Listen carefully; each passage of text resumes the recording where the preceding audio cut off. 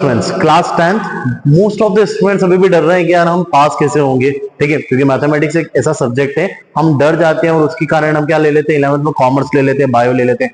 But फिर भी हाँ, अगर कुछ बच्चे चाहते हैं कि हमको सिर्फ पास होना है तो मैं कुछ आपको क्वेश्चन लेकर आया और कुछ ऐसे स्टडी करके लेकर आया हूं कि आप आराम से पास हो पाएंगे, ठीक है।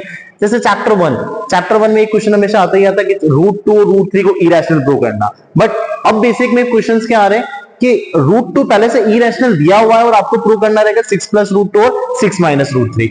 2.2 की अगर हम बात करें, अब 2.2 में क्वेश्चन नंबर 1 जो हमारे पास है उसके सारे पार्ट्स करने आपको, स्पेशली कौन सा करना है 6x² - 7 - 3x, जिसमें 3x को इधर लाना 7 को इधर लाना है, ठीक है, स्पेशली करके जाना। वो चैप्टर 3 में एक क्वेश्चन ऐसा है जिसमें 10th डिजिट यूनिट डिजिट आपको सपोज करनी रहती है 10x + y और 10y + x, ठीक है। तो इंटरचेंजिंग नाम से क्वेश्चन आता है, करना जरूर।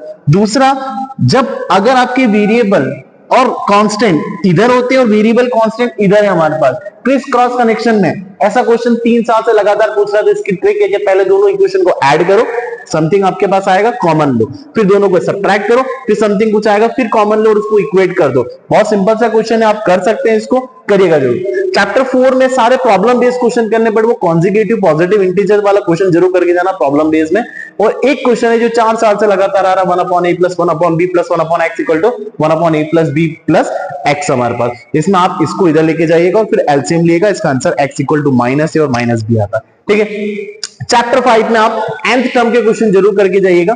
अब इसकी आती है केस स्टडी, ठीक है। तो केस स्टडी में पहला ए पूछा जाता है, आराम से कर सकते हैं, डी पूछा जाता है, आराम से कर सकते हैं। तो nth टर्म और सम ऑफ द nth टर्म का सिर्फ फॉर्मूला जरूर याद करके जाइएगा, क्योंकि आपको सिर्फ वैल्यू पुट करनी रहेगी और कुछ नहीं।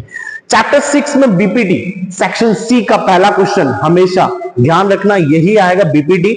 और इससे रिलेटेड जब अगर क्वेश्चन आ जाता है तो वो क्वेश्चन आएगा एंगल सिमिलरिटी बेस्ड पे क्वेश्चन, ठीक है। चैप्टर 7 कोऑर्डिनेट ज्योमेट्री, उसमें आपके पास कोलिनियर, ट्राइसेक्शन और इक्विडिस्टेंट, ये तीनों टॉपिक आपको करना जाना है। इक्विडिस्टेंट एक्स एक्सिस और वाई एक्सिस से मिलकर रहेंगे, ठीक है। नेक्स्ट अपन जाते हैं चैप्टर 8 पर।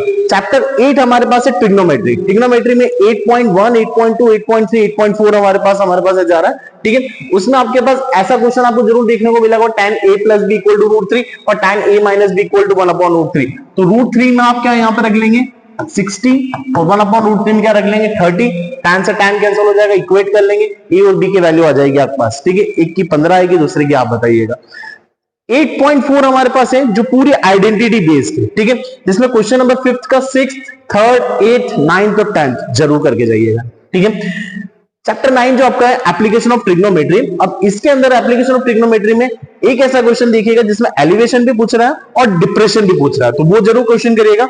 और चैप्टर 10 में 7 to 13 बस और कुछ मत करना। चैप्टर 10 में क्वेश्चन नंबर 7 से 13 हमेशा इनमें से कोई ना कोई क्वेश्चन 3 मार्क का आता है, 3 मार्क मिस मत कीजिएगा, ठीक है। चैप्टर 11 में ऑल एग्जांपल्स करने, बट एक क्वेश्चन अम्ब्रेला वाला और एक ब्रॉच वाला, वो क्वेश्चन जरूर करके जाइएगा जिसमें सेक्टर और सेगमेंट जरूर पूछा जा रहा है।